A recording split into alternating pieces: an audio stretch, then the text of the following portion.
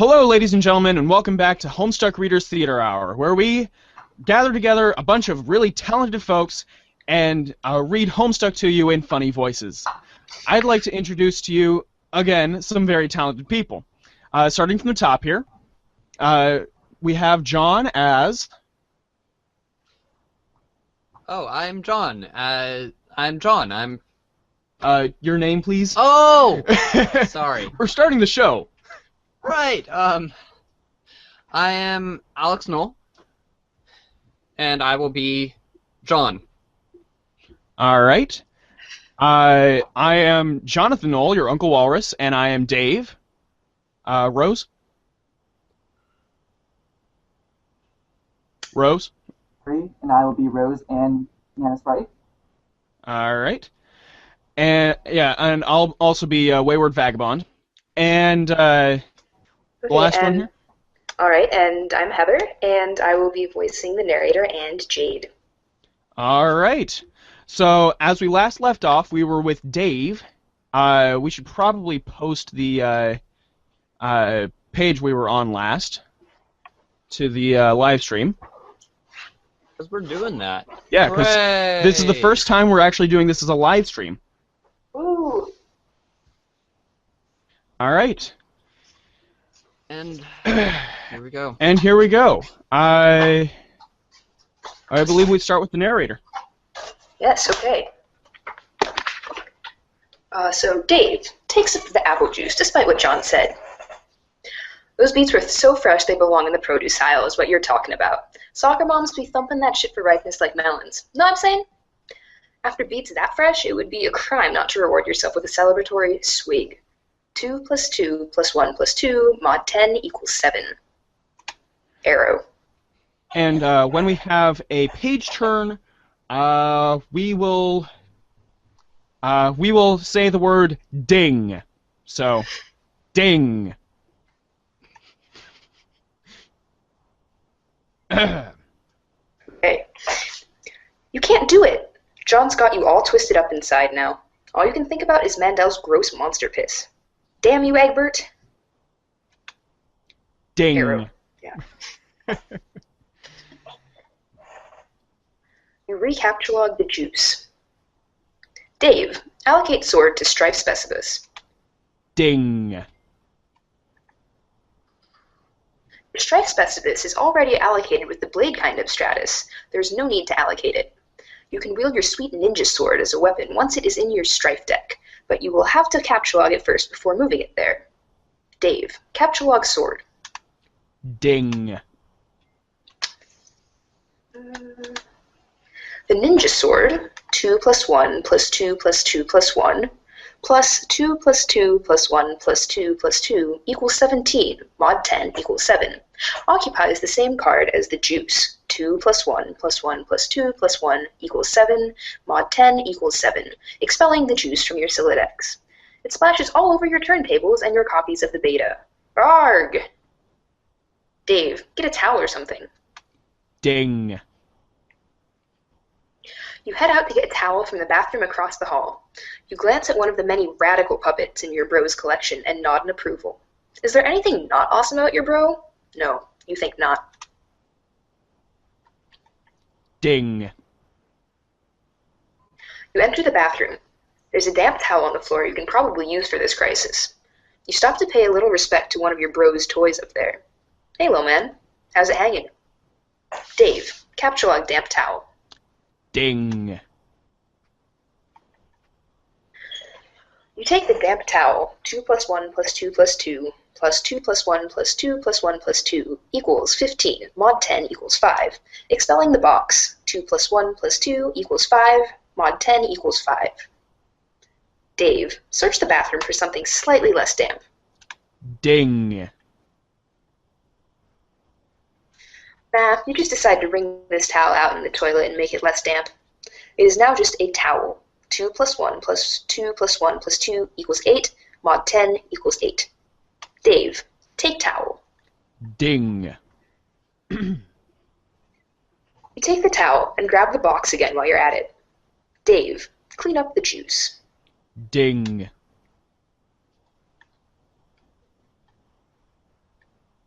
You clean 2 plus 2 plus 1 plus 1 plus 2 equals 8 up the juice with the towel and hang the damp beta envelopes on your line to dry off. Ding. In the breeze of the fan, the betas jostle near the open window. This arrangement is just a little disconcerting. If they fell out, it sure would be a stupid way to lose them. Dave, turn off the fan. Ding. The crisis is easily averted. You can't imagine it will ever resurface later in any way, shape, or form. That beta is as good as yours, forever. Ding. You should probably go pester Egbert again. You wonder if he found the beta yet. You also might chat about your respective silidices and fetch modi, if the topic happens to come up. You wonder if he is anywhere near as smooth with his Silidex as you are. Probably not. It's probably not even humanly possible. Ding. Suddenly, a rambunctious crow flies into the open window and snatches the beta, possibly to make a nest with, or possibly just for the sake of being a brainless, feathery asshole. You yell at the bird. Ding. Ding. You accidentally launch your ninja sword. Everything goes flying out the window, dead bird and all. Ding. No one can ever know about this. Dave, look out window. Ding. Yeah, you can kiss all that stuff goodbye. You feel sorry for the bird, but at least you had never planned on ever using that beta, ever. Anyway, now that that bit of ugliness is behind you, you can guess you can look forward to several more hours of messing around in your room. Whoa, wait, what? Ding.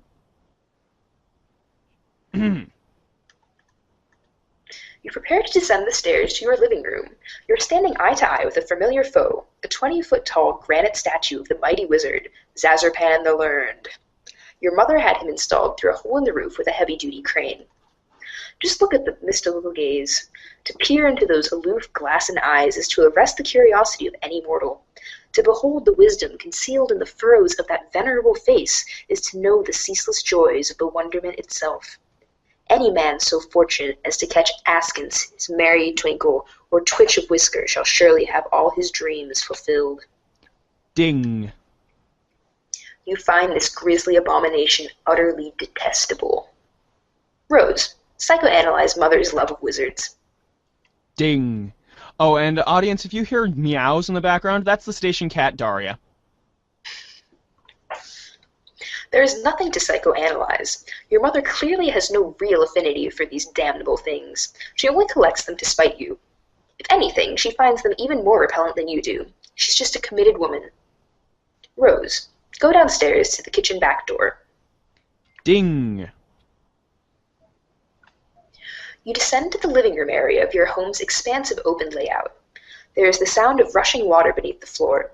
It tends to strike guests as a strange presence in a living space, but it's become hardly audible to you through familiarity. There's the front door, but hopefully there's no need to make the long trek around the house in the rain. You might as well see if you can slip through the kitchen and out the back unnoticed. Rose, view Mother's solid copper vacuum statue. Ding. Okay, but it's bronze, not copper. But it wasn't always. A while ago, you gave this as an ironic gift to your mom for Mother's Day. You even customized it with a drink holder to support one of her ubiquitous alcoholic beverages. She liked the gift so much she had it bronzed and put on this pedestal. She even left it plugged in so it can still be turned on now and then, but never to do any cleaning. It never leaves this display. Sometimes at night when you are in your room, you can hear it wailing from downstairs. She must know you can hear it. She's completely deranged. Rose, grab the Eldritch Princess. Ding. It's too big to captulog. Not that you would want to move it anyway. The pretty princess doll has been sitting there for months, ever since your mother got this abomination for your birthday as a totally passive-aggressive gesture. You decided to make it much less abominable by knitting Her Majesty a new head and new arms. Now it brings a mischievous smile to your face whenever you walk by. Your mother hasn't removed the doll yet, and probably never will. She would never be the one to blink first. Rose, acquire umbrella for protection from elements. Ding. U greater than L, U less than V. You're going to have a hell of a time accessing that card when you need it. You guess you'll just cross that bridge later. Rose, peek inside kitchen. Ding. The liquor bottles are out in full force. Mom is surely nearby. Rose, investigate richly colored object in middle of screen. Ding.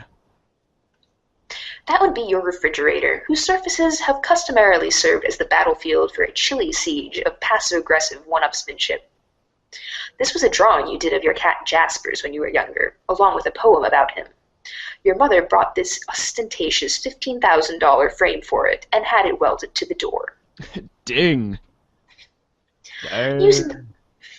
Using the colorful magnet letters, you recently left a succinct message, which may or may not have been directed toward anyone in particular.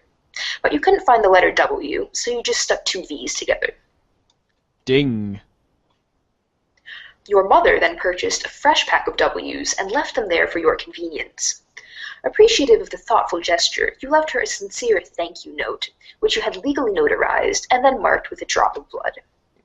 Ding. But part of it was touching the floor, so your mother was kind enough to lift the lower portion of the document with a velvet pillow. Rose, attach a W to face as fake mustache. Ding. This is incredibly silly, and you're not sure how it fits into your campaign against your mother, or getting your computer back online to escape your doom. But it's hard to resist getting a little silly sometimes, especially when you are absolutely positive no one is watching. Rose, capture log W. Ding. W greater than L, W greater than V. Ding. That unsightly void in the W pack won't do, nor will the gash in the plastic. You deposit 12 cents in its place, which is your approximation of the letter's value. You also make a vow to return later and neatly sew the plastic shut. Rose, think of ways to one-up Mother. Ding. You now wonder how to address the pillow situation. It seems the woman has you at a clear disadvantage. Perhaps slipping a fresh doily under the pillow will do the trick, or maybe spilling a bit of Worcestershire sauce on it, and then having it dry cleaned and returned along with a laboriously ingratiating apology note? No, there's no time for anything like that. Or maybe, just thinking out loud here, you could use the entire pack of W's as M's? Oh yes, that would burn. But you've already done something with the W pack, and there's no need to go back and gild that lily. This is delicate business, and that pillow is screaming for rebuttal. Rose, capture log velvet pillow. Ding. And that pillow just keeps showing up. You decide to take the velvet pillow and lovingly embroider a poem in praise of motherhood on it. Hopefully you can pull this off before she notices it's gone. VE greater than L, VE less than VI, VE greater than U. But it causes your tree to be pretty badly unbalanced. It surely will auto-balance itself in a moment. Ding. And just like that, the umbrella becomes accessible in the root card. That's one of the things you love about the tree modus, the happy surprises. Rose, head out the back door. Ding. Okay, enough's enough. Time to get go. Ah! Ding. You don't know how she does that. You're never safe in this house. And of all things to be doing during a power outage, she's up to her ironic housewife routine again. That mop bucket doesn't even have any water in it. What an absolute madwoman. Rose, hop over counter, landing in a roll. Ding. This bird's gotta fly. Ding. Youth roll! Ding. Lousy goddamn stupid wizards. Meanwhile, in the past again. Ding. You're almost done patching up the hole in your window with the gaffer tape, but it's sort of hard to get any work done with when people keep pestering you all day. You guess you better get that. Dave, answer chum. Ding. Hi, Dave. Hey, stop. Not much. What's up with you, bro? Ha ha ha, good one. It's alright being chill. I guess you know how it goes. Great. Feeling cool today, Mr. Cool Guy? Oh man, you know it. So cool! You know, shit is ice cold in here. I still see you. Shit is wicked bananas, I am telling you. So have you talked to John today? Yeah, we were just talking a little while ago about he sucks at his Siladex. Can you believe he uses stack? That kid is ridiculous. LOL. Well, it doesn't sound like much fun. That was... What was it you use again? Wait, NM. Never mind. I forgot... Oh, God. Wow, I'm really losing that one. I forgot whatever we talk about your goofy modus I get a migraine. What do you want with John? I want to tell him happy birthday and ask him about his birthday package. Oh yeah, I was being sort of cagey and told him to check the mail because it was... if I was wondering if mine came yet. I think it did. Yeah? And I think mine came too. So, I guess you want to know if he likes it or something. No! You will not open it. You will lose it. Oh, wow, sorry to hear that, I guess. No, it's good actually, because he will find it again later when he really needs it, which of course is why I sent it in the first place. See, like, I never get how you know these things. I don't know. I just know what I know. Alright. Anyway, I have to go. I have to feed Beck, which is always a bit of an undertaking. Man, if I were you, I would just take that fucking devil beast out the woodshed and blow its head off. I don't think I could if I tried. Yeah, say hi to your granddad for me too, okay? Yes, I guess an encounter with him is almost certain. It is usually intense. Yeah, well, isn't it always with family? But he sounds like a total badass. Yeah, he totally is. Anyway, gotta go. See ya. Less than 3. Dave, Hasta get la phone. vista. Ding. It will be handy to have your phone. 2 plus 2 plus 1 plus 2 plus 1 equals 8. Mod 10 equals 8 on standby, so you won't always have to go back to your computer whenever someone pesters you.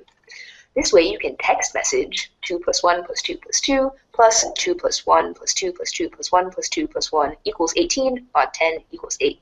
People, no matter where you are or what outrageously cool thing you're up to. Ding. So cool. And listeners, I will be reading the Wayward Vagabond as George Takei. Yay. Oh my. John, pursue adversary into that room. Ding. An even meaner while in the present, sort of. Once again, the slippery antagonist eludes you. You only find more of these unpleasant oily smears. Someone is pestering you. Both your PDA and computer register the message. This chum will know what to do. Ding.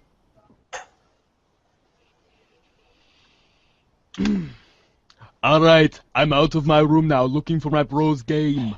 Okay, now, finally, John. I will be reading John as Sollux. Oh, good. Yeah, there is no sign of Rolf yet. I hope she is okay. Well, if she comes back, I'll be ready. You better know what you're talking about, 'cause this could get ugly. Brought my phone, and I also took my awesome katana with me in case things get too hot to handle. And they always do. Yeah, I mean that cheap piece of shit you have on your wall. F you. It's sharp, and it's awesome, and it's a sword. End of story. Okay, I don't really care. I'm in my room again. I really think there's someone else in this house. Like monsters or something. Howie? Haha, I wish. Dude, monsters aren't real. That's stupid kid stuff for stupid babies. Yeah. Maybe.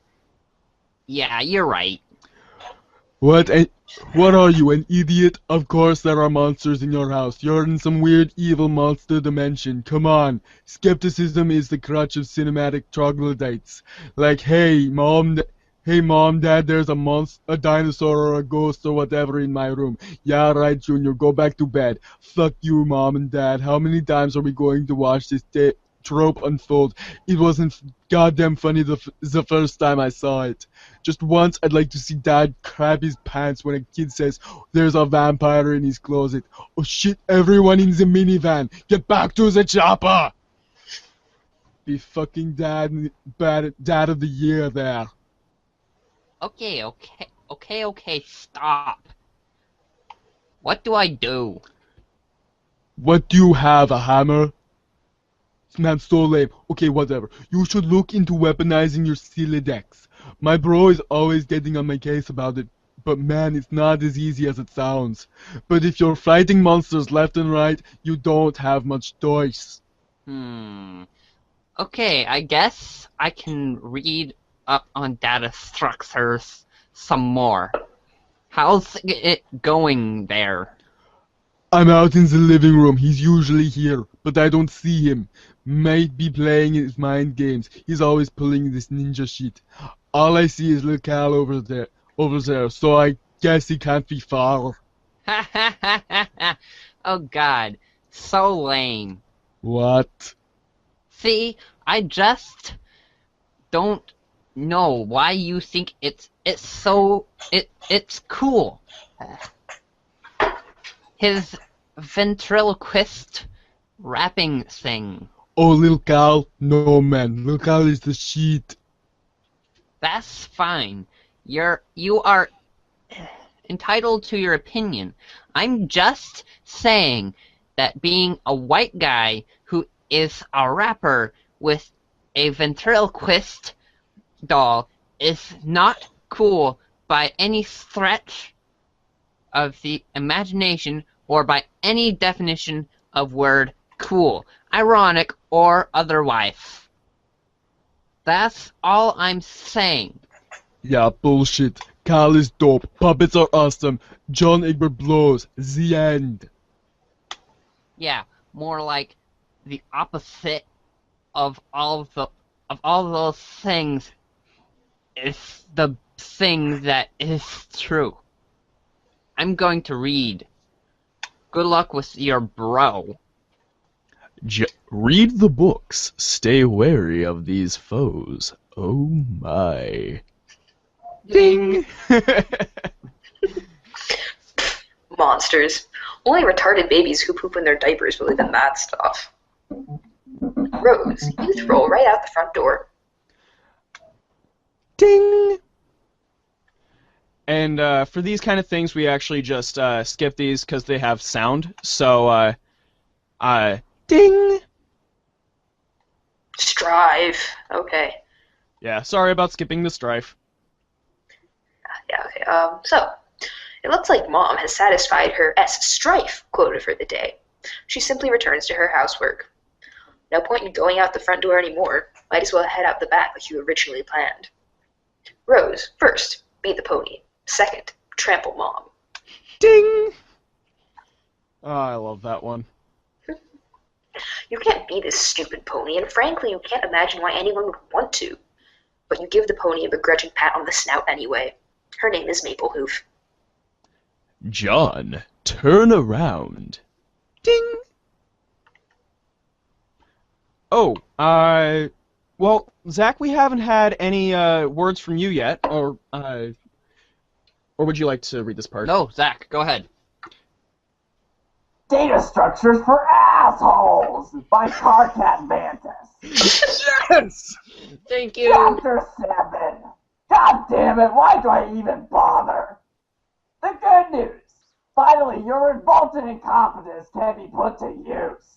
Instead of accidentally firing a Silatex full of steak knives into a priceless oil painting or your beloved great aunt, you can turn that fumbling fury toward one of your foes, such as the ability to grasp painfully simple concepts, you fuck ass.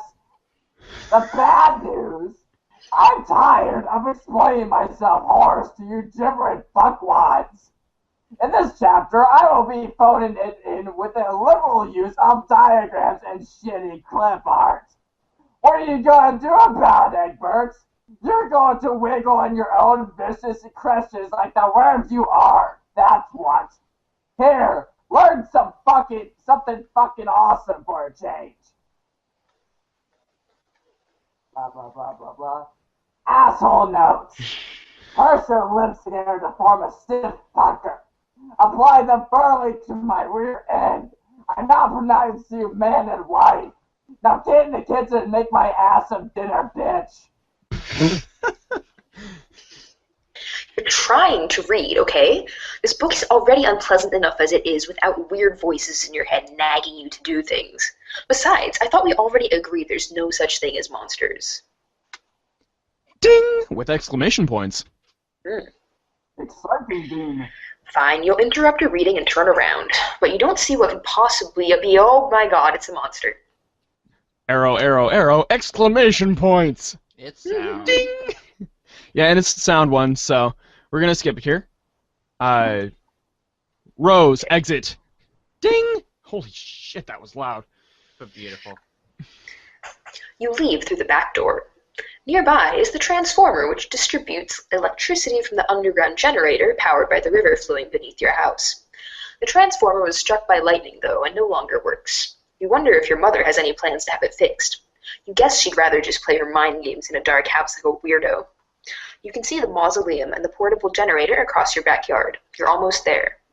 Rose, use umbrella. Ding! Ding! You gather your items and begin the soggy mausoleum word. Get up, John. There's no time for slumber. Oh my. Ding! And this is a sound one again, so... Rose, forget the double... Oh, sorry. Oh, it's okay. Rose, forget the W and make haste to the mausoleum. God, that is really loud. Ding, by the way.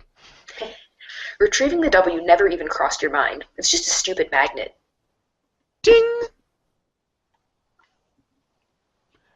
John, salvage your weapon and fight on. Ding! And this is a sound again, so... You said... Ding! Put the bunny Ding! back in Ding! the box. Dong! Ding! Now why couldn't he put the bunny back in the box? Now exult. Victory. Spoils are yours. Oh my. Ding! The amazing victory allows you to scale the first 2 achievement rungs on your echeladder. You are now a plucky tot with a new feather in your cap to show for it. The echeladder rewards your bold ascent with 125 boon dollars. You waste little time in storing them in your ceramic pork hollow. Additionally, climbing the rungs has boosted your gel viscosity and cash limit. Ding! By expanding your cash limit, you've made room for all that nice grist you just collected. You now have 32 fragments of build grist and 10 fragments of shale. What about that card? Ding! It seems the shale imp had allocated the bunny to its strife specibus. Sort of a stupid thing to use for a weapon, but you might as well grab it and stick the bunny in your strife deck while you're at it. It will at the very least be safer there. Okay. Ding! You group the 2 specify in your strife portfolio. No self-respecting striker would be caught dead without one. Gather the scattered bits of your large hammer. Oh my. Ding! Oh, that was a good one. Oddly enough, it seems breaking the sledgehammer altered the abstratus from hammer-kind to handle-kind, even going as far as expelling the head of your smaller hammer from your deck to force compliance. You didn't even notice in the heat of the battle. You grab the sledgehammer handle, expelling the useless Harlequin figurine. Now repair the hammer. Furthermore, oh my. Ding! You merge the sledgehammer head with its handle and return it to your strife deck, repairing the hammerkind abstratus in the process. The smaller hammer handle is ejected from the deck, since, of course, handles of any sort no longer belong in there. Obviously. Fine. Now what? Ding! Dave is pestering you, but you don't have time to deal with his nonsense right now. Something is amiss in your room. You can't quite put your finger on it. Ding! Rose, hurry and activate the generator. Ding! You fire up the generator and drag a cord into the mausoleum. It, of course, would be foolish to run the generator inside a confined space. Generator safety is everyone's business. Rose, defile tomb. Ding! Sorry, Jaspers. Have to make space for the laptop. Besides, your final resting place is already a mockery. You should have decomposed years ago under a bed of petunias like a normal cat, not given to a taxidermist and fitted with a tiny, custom-tailored suit and then stuffed in a coffin built for infants. Rose, plug in your laptop. Ding! You plug in your laptop and connect to the internet signal again. Everything predictably falls out of your Sylladex, but you're not about to get bent out of shape about it. You have bigger fish to fry. Looks like Dave noticed you're back online. He pesters you like clockwork. And there's John. What on earth is he up to now? The door, John. Look at the door. Ding! You're right. Didn't Rose yank the door off its hinges and prop it on your bed? Someone or something has put it back and left it slightly ajar. Incredibly alarming. Investigate. Ding! Hoo-hoo-hoo-hoo! What? This is so outrageous. Ding! Rose, Pastor John. Ding! It's a madman! A bad man! Anyway. Oh, there you are. John said your house was burning down and you are on fire. Are you on fire yet or what? Ladies and gentlemen, I will now read Rosalon as Eridan Emperor. New. For now, I have retired to the safety of a smaller building, which is much closer to the forest fire threatening my residence. Oh, well, that's a relief. John told me to get the game to help you out of there, so I'm working on that now. Working on it. Yeah, my bro's copy. Long story. Hey, don't tell John this, but I think he might have been right about the puppets. They're sort of starting to freak me out a little. You're referring to your brother's collection? I mean, don't get me wrong, I think it's all cool. It's cool and all. The semi-ironic puppet thing or whatever, or semi-ironic, I don't even know. I'm just starting to think some of this shit is going a little far and it's kind of fucked up. I was seeing his websites. I like them. Ha ha ha. Yeah, well, you would.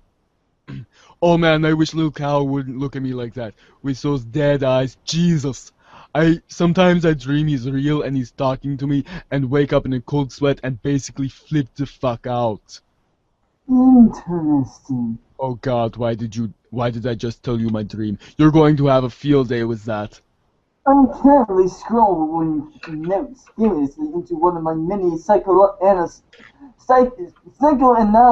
journals I maintain for you. Published papers forthcoming because, you nibble, it's not like either of us have anything better to do at the moment than to evaluate each other's radically debilitating pathologies. Yeah, I'm going to get moving.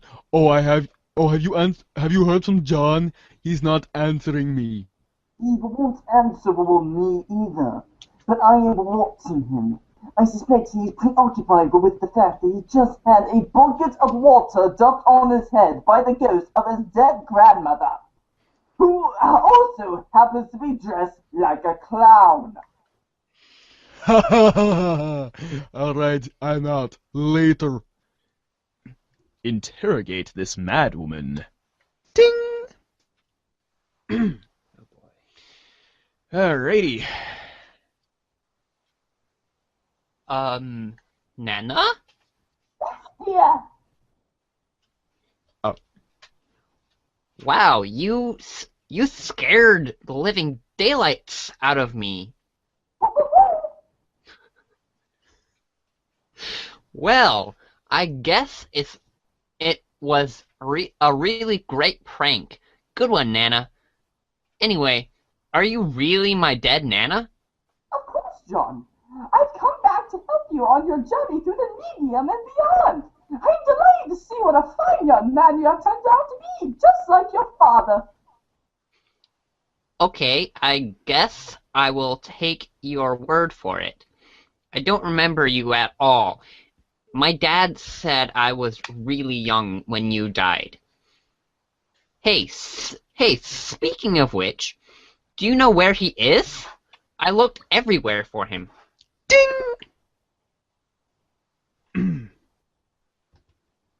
Your father was kidnapped. Oh no! When he crossed over to the medium, he was apprehended by the very voices of darkness which your presence here has awakened. What? Okay, so what is the medium you are talking about? It is where we are now. A realm that has a reign of pure void, divine light and darkness. It turns into the thick of the incisive sphere, a place untouched by the flow of time in your universe. You mean because we are inside a computer or in the game software or something? A computer? Why, what is that, dear? Some newfangled contraption like the horseless auto boxcar? Well, it's like this machine that, Of course I know what a computer is, John. I was just pulling your leg. oh, okay. No, John, you are not inside a computer or software or anything like that. Try not to be so linear, dear. The software that brought you here was merely a mechanism that served as a gateway. Its routines in a way serve to invoke this realm's instance, yet it stands independently of any physical machine, and somewhat paradoxically always has. I'm not sure I get it, but alright. So, what do I actually need to be doing here? I think it would be best if we started with the big picture. Or a song. Go on. And the sound on this one is pretty low, actually, so. Above the medium, beyond the seven gates reside at the core of the sphere is a place known as Skya. As it holds, the Skya exists as a dormant crucible of unlimited creature potential. What does this mean, you ask? I'm afraid my lips are sealed about that, dear. But needless to say, with the realm of such profound importance is concerned, forces of light will forever be changed with its dispense. All forces of darkness will just as persistently come in its destruction. Ding! That's right, there is a mute button in the corner, isn't there? Yeah. Ugh. And as it so happens, at the center of this realm where whose fate is in question, there are these very forces duel on a series, stuck in eternal stalemate. Yes, they have dueled in this manner forever. That is, until you showed up. Me? Ding!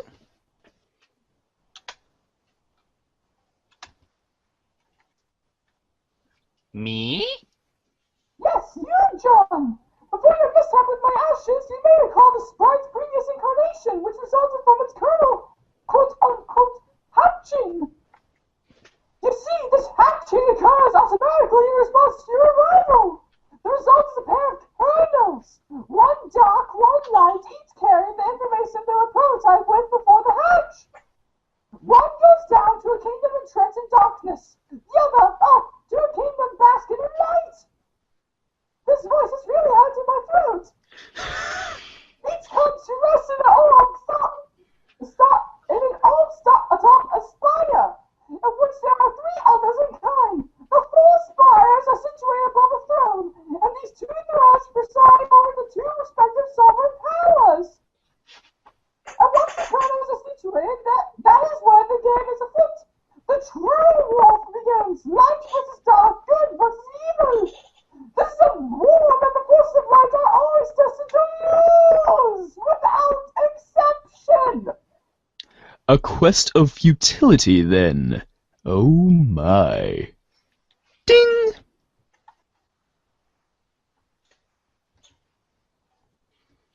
Wow, really?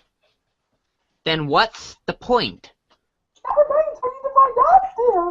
For you see, the journey you are about to take is the ultimate riddle! Whoa! But now your objective is to proceed towards Skya and pass the first gate situated directly above your house. Not even terribly far! The gates will become progressively more difficult to reach, so you better be prepared to sharpen your adventuring skills. How am I supposed to get up there? You build! Dun, dun. Ding! Celebration. Ba-da-da-dim. Okay, I think I get it now. So I guess a battle against good and evil is sort of irrelevant. Well, I don't know. It all sounds kind of weird. But in any case, we build the house to get to those gates.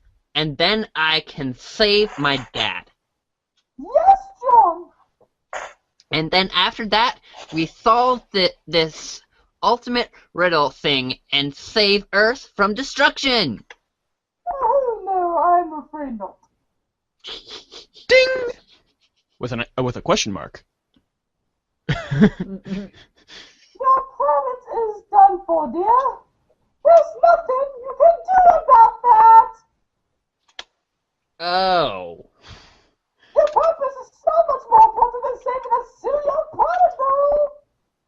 And that is I'm not telling. solving my list. Yes, I will have to agree with the float hag about that. Ding! John, you are such a good boy, unlike this little annoying caps lock narrator. I know you will succeed. Thanks, Nana. You are a good boy, and good boys serve treats. Hooray! I'm gonna go bake you some cookies. Dot, dot, dot. The hag mentioned cookies. Pursue her. Oh my. Ding! Oh, god damn it, that's just what you need. More baked goods. John, do not say no to cookies. I command you to get them. Put the cookies down! Shut up, Arnold. Ding! You totally abjure the hell out of that idea. You're so busy abjuring, you don't even notice Rose has been trying to pester you this whole time. Rose, hit John in the head with box to get his attention. Ding! You give John a swift drubbing in the noggin, but he is undeterred. That is some fit he is throwing. Ding! Perhaps you will take this spare moment to contemplate the Nannasprite's strange tale. It may also behoove you to record your thoughts on these developments in your Game Facts walkthrough journal. It can be hard finding time to update it. In fact, you're not even sure where you found the time to write what's already there. Ding! Oh, is that so, Jaspers? And just who do you think you're looking at with that smug grin? The last thing you need is sass from your dead cat. It's pretty much all his fault you're in this mess in the first place, so he can just button it. John, cookies, now. Oh my. Oh my. Ding! You refuse outright. This impudence is insufferable. Go get the cookies. Put the cookies down! Arnold, I have warned you already. Ding! Well, when you put it so politely, how can John decline? John, you are stupid and a douchebag. Ding! You really need to work on your manners. Stupid, stupid, dumb. Ding! That's not a command. It's nothing. It's stupid. You're stupid. For the last time, I command you to get the cookies, boy. Ding! It's just not going to happen, buddy. Years in the future. Ding!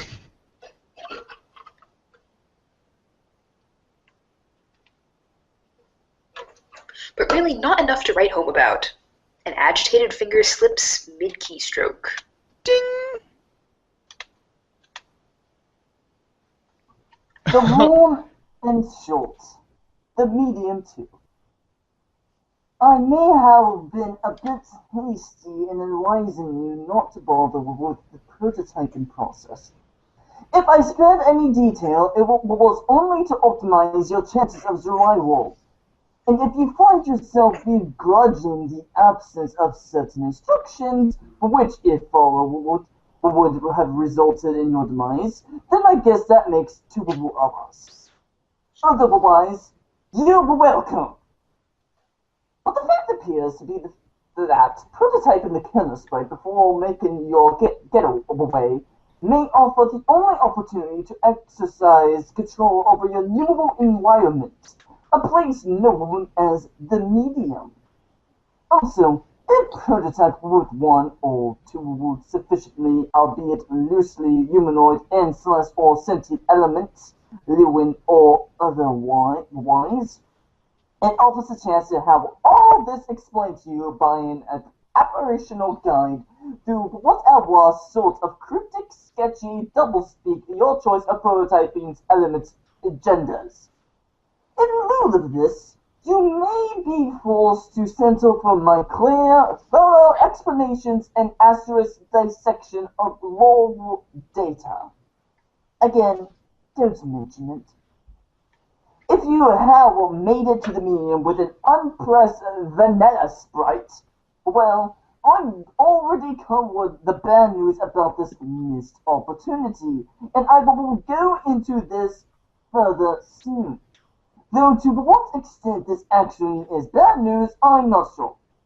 I know only the result of my co-player's current configuration, wherein the sprite was prototyped once before the departure and once after. Which brings us to the good news, which is that you can still prototype after your departure and salvage the massively rewarding experience of haggling with an exposition slinging phantom guide, so long as you avoid prototyping with terribly inert items, such as a brass door knocker and your father's pornography collection. That would be Actually, one sprite. that might be interesting. If you're Yeah, incredibly libidinous. If you are struck by the spirit of such experimentation, please don't hesitate to contact me about it. I am intrigued, after all. So yes, you can enhance your sprite in this way, but doing so after your departure will no longer induce this quote-unquote effect on the medium I alluded to. That can only be accomplished with one or more pre-departure prototyping. In fact, we can extrapolate there are only so many ways to prototype a sprite. Here's a prototyping in relation to departure. Both before, one after, both after, only one either before or after, or none at all. These occurring before will affect the medium through the kernel's quote-unquote hatching process and your guide, i.e. the sprite. There's a kern after but will only affect the sprite. Oh my goodness. The effects that this process has on the medium, or more globally the insistosphere, are still vague to me. They have to do with flavoring the forces you will struggle against, and generally all forces are odds with each other in this realm. It has given to me some insight into the nature of this game, which again I derive through exploration. We appear to be engaging in an instance of a dimension with a highly mythological framework. Wait, what? I skipped that. Flexible set perimeters, and a series of objectives surrounding an equally flexible mythological framework. This framework seems to begin as a sort of blank template, and evolves with the player's actions, and likely further evolves with the addition, I'm losing the voice, of more host/client connections, and thus more prototype kernels. One moment, please. Your moment has been sustained. That voice sounds really tough on you. I will admit. I regret to say I can't be much more specific than that without loosely extrapolating further. There are plenty of questions that have occurred to me, however. Questions concern the Nannasprite, which I raised imperfectly already, such as, what is the effect of an unprototyped scanner on the medium? Or a double prototype scanner, for that matter? Or even the more salient are questions about this dimension itself. Do all players worldwide make it to this dimension if they successfully complete the adventure? Or is it a unique blank instance of the dimension created for each new player? I have no evidence, but instinct tells me it is closer to the latter situation.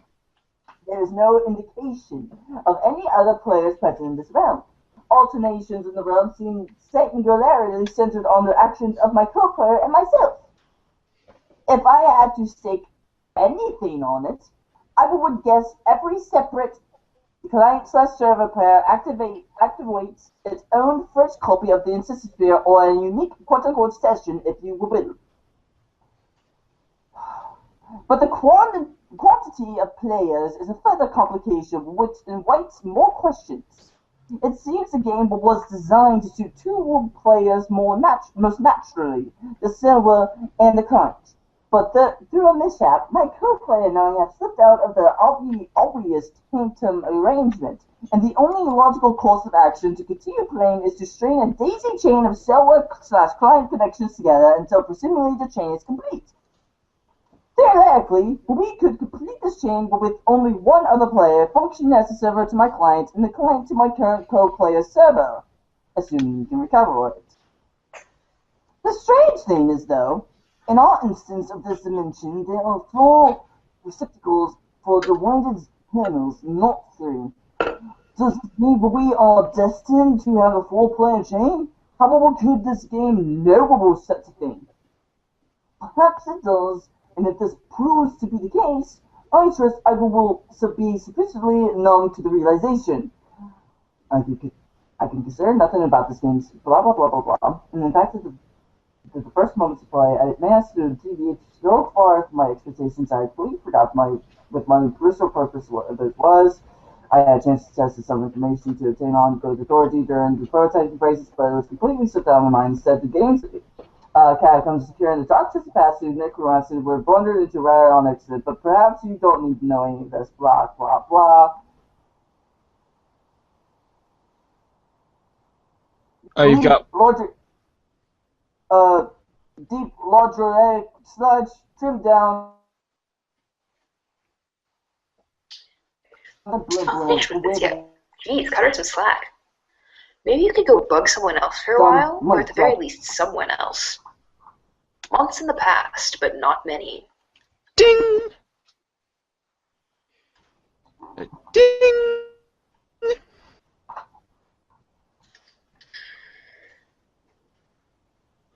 Alrighty. Oh, goodness. Oh, happy birthday, Rose! Hello, and thanks. Did you get John's present yet? I just opened it this very moment. What a stunning coincidence you would ask about it now. I am stunned. Yeah, I know. What will you make with it? And who said it was something from which something else could have been made? Well, John did tell me what it was, duh. Okay. Due to the fact that my throat is literally killing me right now, I'm gonna have to switch voices to something a little bit more drastic. I'm sorry. I suppose I'll take a stab at learning the craft. It's the least I could do in response to the subtle dig concealed in his gesture. He often tells me I, quote-unquote, need a new hobby when I make perfectly reasonable analysis remarks. Oh, but Rose, I don't think you meant anything like that by it. You see, not everybody always means the opposite of what they say, the way you and Dave always do. Maybe. His birthday is in a few months, isn't it? Yep, I finally finished a present for him. I've been working on it for years. Yes? It's so hard to tell when you're joking, or if you're even capable of it. I just mailed it too, so it's sure to get there on time. Mail takes a while to get anywhere from here. I'll probably craft something with strong sentimental value. That should burn him. I don't think you really mean that. I guess not. So, shall I expect a green package dropped to my house via airmail from whatever screwball cranny of the grove you're tucked into? No. Sorry, but you're sort of hard to shop for. Besides, I have something for you today that I think you will like better than something in a box. Ooh, It is a tip. this is already intriguing enough to compensate for the grave scarcity of lavish gifts parachuting from the sky. Please go on. Did you have a pet a long time ago that died? Yes. Okay, well, how did you feel about your cat? Did you love him a lot? Quote, okay, well, unquote. I didn't mention it was a cat or that it was a male. Let's pretend I'm surprised and you're embarrassed and move on. To answer your question, I would describe my feelings towards the animal as lukewarm. Okay. That's fine.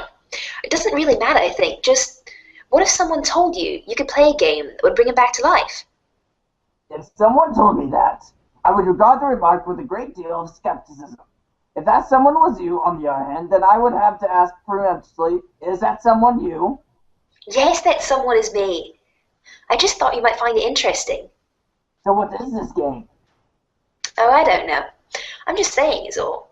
I think you'll hear about it later, and maybe you can talk to Dave and John about it. They are way more into all that stuff than I am. I'll see what the word on the street is about it. In due time for now, I should probably order a copy of Mitten for Assholes. It would be a shame if I ran late with John's present. Dave, get katana. Ding! You capture log your katana. 2 plus 1 plus 2 plus 1 plus 2 plus 1 equals 9. Mod 10 equals 9. And prepare to venture out into the apartment to retrieve your bro's copy of the game. But first, maybe, just maybe, Dave, retrieve dead bird. Ding! Dude, that bird is long gone. It probably won't last long in this heat anyway. You don't even know what's up with this sick heat. The sun threatens to set but won't step off. It's staring you down like the big red eye of a hot needle skipping on a groove it's tracing round the earth. While lingering in midair, its heat seems to suspend time itself, stretching like warped vinyl. It's meant to rain this season, but there ain't been a drop in sight. Even a little drizzle would help. Might help to fizzle the sizzle a little brizzle, set the record straight on this global turn tizzle. So don't change the dizzle, turn it up a little. I got a waiting room full of fine dime brizzles, waiting on the pizzle, the dizzle, and the shizzle. G's to the bizac, now ladies, here we gizzo. When the pimp's in the crib, ma, drop it like it's hot. Drop it like it's hot, drop it like it's hot. English romantic poet, John Keats. Dave, exit your room and go into the living room. Ding!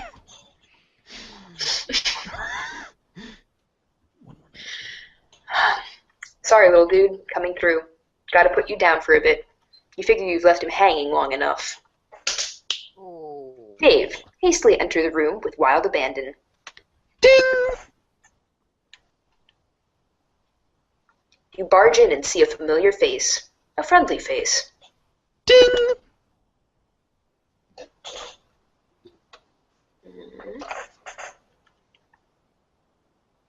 Wait, time check, guys? We have 1 more minute left. Okay. You stand in the living room. Your bro spends most of his days in here. At night, he crashes on the futon over there.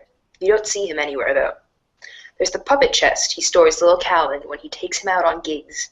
But when he's home, he usually leaves Cal on display somewhere. And with good reason, because Cal is totally sweet. So sweet. Man. Dave, pity the fool. And with that is where we have to stop this time around. Now, I'm not Orson Welles, but I do believe that a good cast deserves another bow. So, starting from the top. Hi, I'm Alex, and I played John as Sollux. Hi, I'm Zachary, and I played Horse Nana and Horse Rose. Excellent. And I'm Heather, and I played the narrator and Jade. And I am Jonathan Knoll, your Uncle Walrus, and I played Dave and the Wayward Vagabond. Oh my. So, with all of that said and done, tune in next week for the next exciting installment of the Homestuck Readers Theater Hour. Cue music! The Homestuck Readers Theater Hour was created and hosted by Jonathan Knoll. Homestuck was created by Andrew Hussie, and as such, all characters, situations, and dialogue belong to him.